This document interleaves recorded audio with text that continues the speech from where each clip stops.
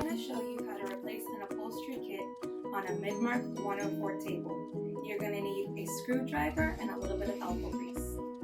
Begin by lifting the base of the table and with your screwdriver removing the 2 screws that you can find there. Save these screws because you're going to need them later. Go ahead and drop that base down. You're going to come to the back of the table. Lift this up, and at the very back you'll notice here you'll find 5 at the very bottom. 1, 2, 3, 4, and 5. Using your screwdriver, remove these screws.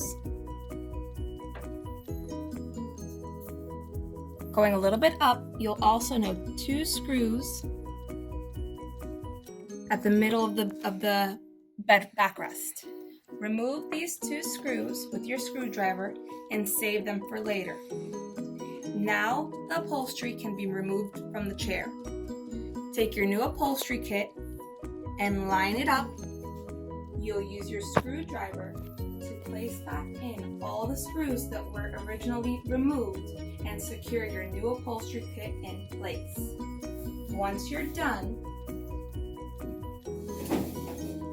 you can take the footrest out and replace this with your new footrest, brought to you by Med.